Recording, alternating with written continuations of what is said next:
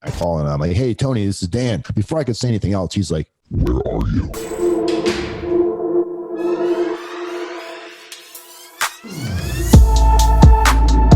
Bitch, your phone ain't even on yet. You know what I mean? Bitch, you can't even call your mom and cry. Bro, can you imagine though being the people that drove from Kentucky to fucking Georgia to get pain pills and they go in and leave with Tylenol and Motrin? Dude, okay, let's play out that scenario. Josh, how tall are you, Josh? I'm 6'1". How much do you weigh, Josh?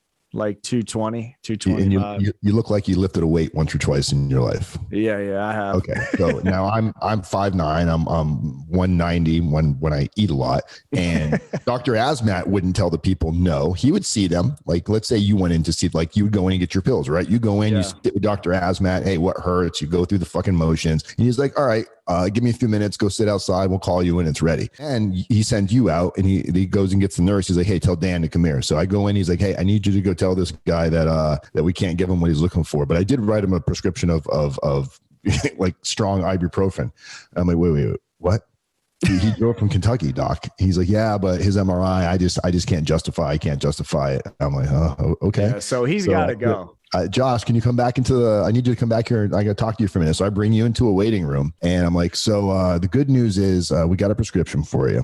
Bad news is the doctor didn't see anything in your MRI that justified the Percocets and the Oxys, but he did give you a nice prescription of ibuprofen. Oh, hell no. Oh my God. Imagine Josh like pissed off, raging, and gets up and he starts like, I'm the only person he can take it out on. So I have no choice now. He I have sent you to go do his dirty work, bro. What a pussy. So I would stand. I'd have to act like I'm all tough. And I'm like, look, you need to sit the fuck down and calm down. There's people out there. There's kids. You want to create a scene right now. You want the cops to come and arrest you in front of your family. I get it. You didn't get what you wanted. Look, go cool off, take a drive, and call me back, and I'll see what I can do. Meanwhile, I'm just trying to get you out of the office. So you don't fucking murder me. I've seen that actually Dude, happen. It happened every day. It happened I know. twice a day. And somehow I never got my wig split. I don't know. Just my gift of gab. I was able to, sound like I was tougher than I was, I guess. I gave him the mean face from like, get hard.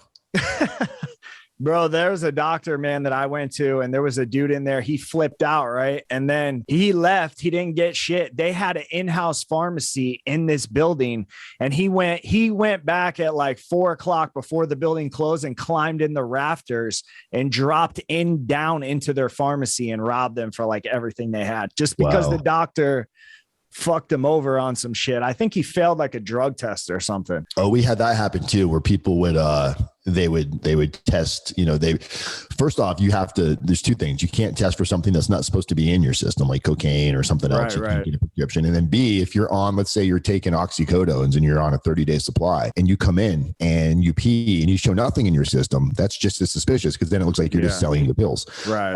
But then we'd have guys try to fake. I'm so many times where, like, if Constantine couldn't come to work one day, I'd have to, go watch some guys stare at his junk while he pees. And I watched fake penises fall out of people's pant legs, like they'd have these fake penises full of somebody else's urine, or guys like, you're gonna sit there and stare at my junk while I piss. I'm like, dude, trust me, I don't want to look at any more than you want me to. But and now somebody was super cool that I didn't suspect, But over all that time, man, because I know what's in the waiting room at these pain clinics, the type of people and the shit that goes on in the parking lot and all that. Yeah. So like you're obviously at this point like a normal guy, clean cut. Now you're working in a doctor's office, and for somebody that doesn't know, you're not supposed to be seeing those types of people going into the doctor you're working for. Yeah. So like, what type of people were you seeing, and like, what was some of the things that were going through your head? Because I'm sure you saw a lot of crazy shit. It was really, they look like junkies is an understatement. I mean, some of them, no shoes, dirty, like bumps and picks where they're picking all over their face. They, and it was so sad because they would get out looking like, straight out of the trailer park, but yet they had like a bunch of little kids with them who also had no shoes on. Looked like they haven't eaten in a month. Yeah. And they drove so far, and the parking lot was just scattered, and it looked like a roach motel. And the neighbors, what do you call it? The other businesses. Other businesses. Yeah, they would start calling and complaining. We'd get visits from the police. So Sean calls me. He's like, hey, we need to hire a security guard. So we're looking, couldn't find one. And, I told you, I enjoy smoking marijuana from time to time. And me and Shelly are at Walmart one night and we're going shopping and we're really jonesing for some weed. We haven't had weed in a while. I'm going to get some weed. She's like, Walmart doesn't sell weed. I'm like, trust me, we're going to find some weed. And I see this bigger black dude with a couple of his homies just walking around.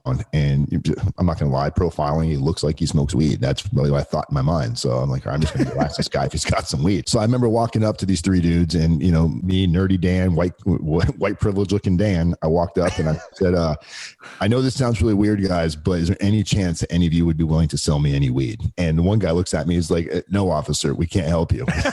Yeah. I was like, fuck.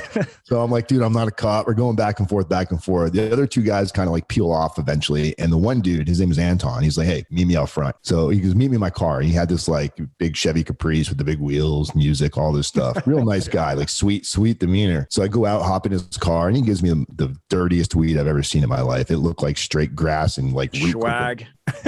Maybe.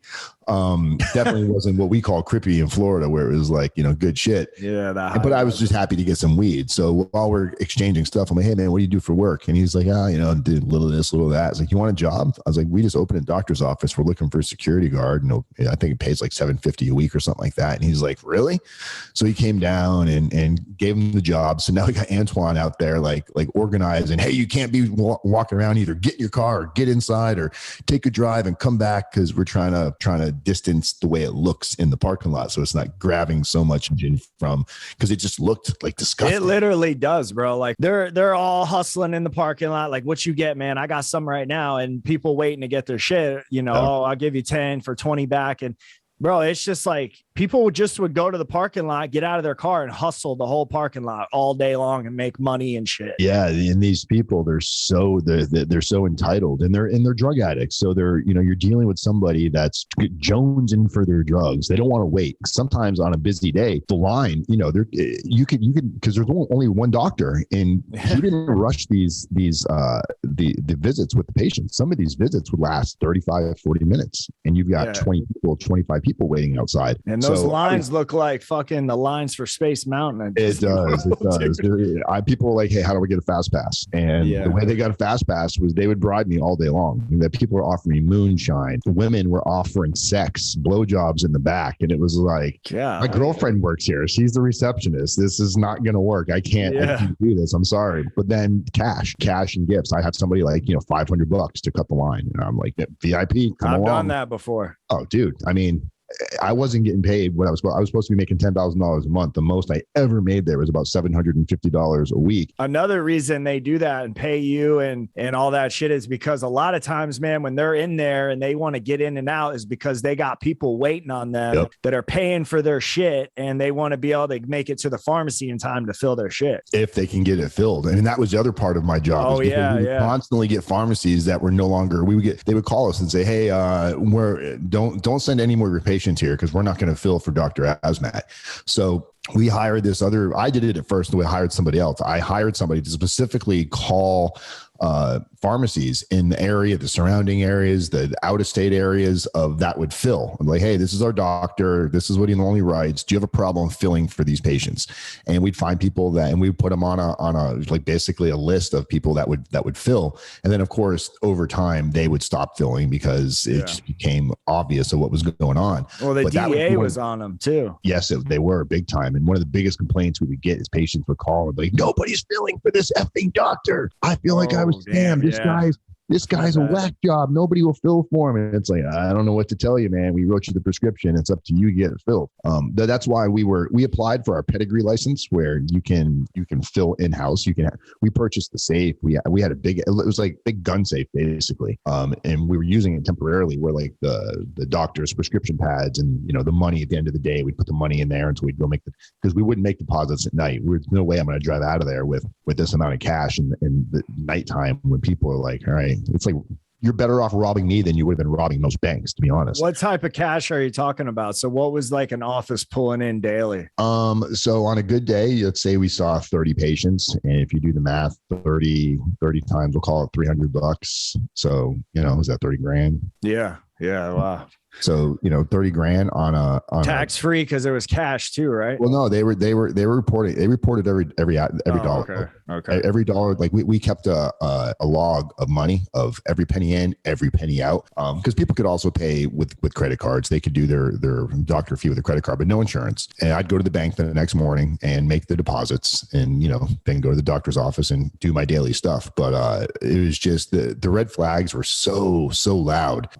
We had them come in one day. The feds came in one day and they wanted to do an investigation to see. They gave us all these warnings and these fines. You're supposed to have posters that state this, and you didn't have enough basically, like literally, you didn't have enough Band-Aids on site, just nitpicky things. So we went out and bought all the stuff that we needed to have. Went to a doctor supply store, got all that, thinking we were legit. And then, and it went real bad when they called me up one day and they said, "Hey, Dan, we're going to be opening another office in Atlanta. And the person we're going to be renting this office from wants to send down his son, who kind of manages the building they own. He wants to see the operation before they agree to rent to you, make sure it's the type of business they want in their area." I'm like, okay. He says, the guy also might want to invest in the company. So make sure you really make it look great.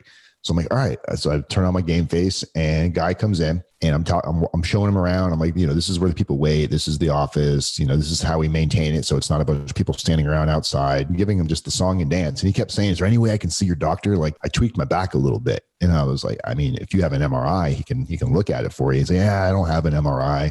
I was like, "Well, there's no way. We can't. The doctor will lose his license." So I'm being honest. And he's like, "Well, is there any way I can talk to the doctor?" So eventually he meets Dr. Gossett. The other doctor had already been fired. So Dr. Asmat was there less than a week. Dr. Gossett replaced him, and Dr. Gossett was writing normal prescriptions. So this landlord meets the doctor and he's like, "Hey doc, anyway, I can get a prescription for this and that." And Gossett's like, "Without an MRI, I can't do anything for you, but I'll give you a prescription to go get an MRI." And he didn't want to do any of that. So I'm finished showing him around. He's asking me how many patients we see a day. Is it a good investment?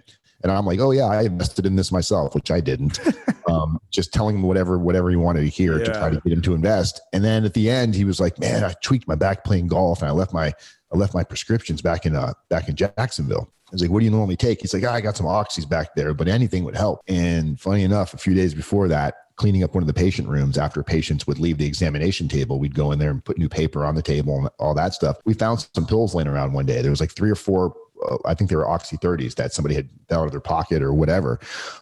So I put them in a pill bottle. I stuck them up in the medicine cabinet. And when this guy said that, I'm like, "Well, I have a couple in the back. You can just have them if you want them."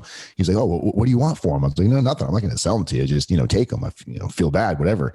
He's like, "Oh, meet me outside." So I said, "Well, meet me outside because I don't want to do this in front of everybody." So I go outside, give him the pills. He gets in, car drives off. Come to find out, this guy was an undercover Chatham County narcotics division officer, and that had me on camera, audio, the whole nine. And that's what they ultimately used to kind of push forward with everything, because now they're thinking we've got a bunch of pills in the back. They're thinking I just went in the back into like our pill dispensary or whatever. This is where we sell the black market pills. They think you're selling them out of the office at this point. Oh, they did. They were like 100% certain. So right after that happens, they end up leasing an office in Atlanta, Georgia. And like, "Dan, we need you to go up there for a couple of weeks because we want you to train the new staff up there. Not so much how to do medical practices, but they wanted to train them to do the same way we do our day-to-day operations, like how we balance out the books, things like that. They wanted me to train these people." So I'm like, great. So they pay me to go to Atlanta and they pay for my hotel in Atlanta. I'm there maybe a week. And every morning, because Shelly was still in Savannah, still at the one here. Every morning, Shelly and I would talk on the phone on our way to work, like just bullshit. "Hey, babe, I love you. How's your day?" Bullshit like that. And this morning, Shelly's not answering her phone. So I call Costa, my buddy. He's not answering his phone. Call the pain clinic. No one's answering the phone there. I go to log into the wireless IP camera system. Can't log into the cameras. Then Sean calls me, the owner. He's like, "Hey, have you heard from Shelly or Costa or anybody?" I'm like, "No, weird." So then I get the idea. Well, let me call the hamburger joint next door, Fatso's Hamburgers. This guy, Tony, owns it. I call and I'm like, "Hey, Tony, this is Dan."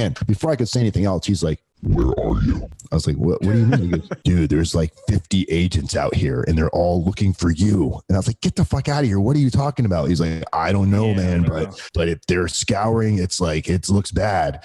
So I'm freaking out. Finally, this is the part I forgot to tell you last time. So finally I get a call from Shelly. She calls me and I'm freaking out. I'm actually eating a sub at a Subway right next door to this pain clinic in Atlanta. I'm sitting down eating a sub, trying to figure out what the fuck to do. And Shelly's like, "Hey." I was like, "Are you okay?" She's like, "Yeah." and she's acting real weird on the phone. I was like, Shelly, I go, what's wrong? She's like, all of a sudden, she basically, the feds told her to call me and lure me in, like set me up basically. And all of a sudden she says, the feds got me. I don't know what to do. I don't know what to do. And they snatched the phone from her, like, cause she's not snitching, right? So they snatched the phone from her, and this is Agent Doug Kahn. Doug's like, hey, Dan, this is Agent Doug Kahn. He's being real calm. He's like, it's no big deal. We just need to talk to you about what's going on. I'm like, well, what's going on? He's like, relax, bud. Just real calm voice. He's like, I'm like, well, I can be there. It's going to take, it's like a 6-hour drive. It's like, I can be there first thing in the morning at 6. He's like, well, okay. What time can you be here? And I'm giving him all these times. So I go back to the hotel. I get my stuff. I'm getting ready to drive out. They didn't trust that I was going to come back or something. So they called the local DEA in Atlanta to come to where the location I was at. They GPSed either my phone or the rental car I was in. And as I get in the car and I went into the pain clinic first, I took like $5,000 out of the safe because I figured shit went down. There's no way I'm going to be able to get any of my money. I need a lawyer now. Yeah. I'm like, Sean doesn't know what to do. Constantine's been arrested. Shelly's in custody. So I go get $5,000. I put it into my shaving bag. I get in my car. Before I can back up, I hear a tap on my window, and I'm in a convertible Camaro rental car that the company got me. And I look over, and it's this guy, looks like Elvis Presley with big old pork chop, like sideburns. And he's like, hey, Dan. And I thought he knew me. I thought it was like a patient that I'd seen before. And I was like, hey, what's going on? And he's like, DA, get out of the car. All these agents swarm me. They put me in handcuffs. We got a warrant for your arrest for possession of marijuana. And I'm like, what? And I'm like, it doesn't even make sense to me. And while they got me in handcuffs, like 15 minutes later, they also, by the way, we're charging you with that pill you threw on the ground. And I was like, what are you talking about? They're like, we're charging you with that pill you threw on the ground. We tested it, and it tested positive for whatever, oxycodone or something. And I was like, I didn't throw a pill on the ground. Going back and forth. I'm like, we know you threw the pill on the ground. I'm like, I didn't throw a fucking pill on the ground. He's like, well, why is there a pill right there? I was like, you're at a pain clinic. I mean, he goes, where? They didn't even know they were at a pain clinic. They had no idea where they were. They just went to the location that the DA told them to go to. So I'm trying to explain to them, 20, 30 patients coming in and out of here a day. This could be one of 150 different people. Was it your pill or no? No, it was not mine. Definitely wasn't mine at all. But they did charge me with it. They charged me with possession of one pill that wasn't mine. Did you beat that? Yeah, I did. Okay, but, yeah. Dude, possession's 9/10 of the law. You got to prove that shit. Dude, motherfucker, the games they play, because I'm living back in Palm Beach County while I'm out on bond. And this possession is a local charge here in Atlanta. I drove to court 4 times to sit in court to find out that they were rescheduling my court continuance. Date. Oh my God, dude. Oh my God. At least you weren't in jail and that was happening. I mean, I guess, but driving from Palm Beach County to Atlanta, that's a 10, 11 hour drive, homie. Just that's turn that around. Pressure right there. All right. So this guy's definitely got some crazy stories, and, I can relate to a lot of these. And I know I asked my community if people struggle with addiction. So this is definitely about addiction. This is kind of, what you don't hear about in the media is the shit that you're hearing about right now. So I hope you guys like this type of content. Man, I know you do some prison consulting. You help people that are going to prison, and you do a lot of stuff. So if somebody, is interested in finding you, what is that all about? Just to kind of explain what you do. Yes. Best thing you can do if you want to look me up, or if you're in a situation where maybe you're under indictment or investigation, whether it's the feds or the state, and you just don't know where to start, follow me on YouTube, RDAP Dan for one. And then in all of my videos, there's a link where you can have a free consultation with me. And also you can go to my website, federalprisontime.com. A free consultation. We can go over what personal narratives, character reference letters, prepping for your PSR, basically to take your horrible situation and put you in the best possible situation and receive the best possible outcome through your journey. All right. So and I'm going to put all the links to all your stuff in the description. So that way you guys can just go in the description and click the link. Really easy. But man, I appreciate you coming on. We're going to be bringing him back on to do a couple other parts about his story. Maybe in the second part, we'll get into when he turned himself into federal prison. But I appreciate you coming on, man. Peace. Thanks, Josh. Appreciate it. Yeah. If you guys are new and you're tuning in, this is the kind of content that I talk about on this channel. If you like that type of content, hit that subscribe button and drop a comment for the algorithm. Really helps push these videos. And with that, it's DOC TV, and we're out.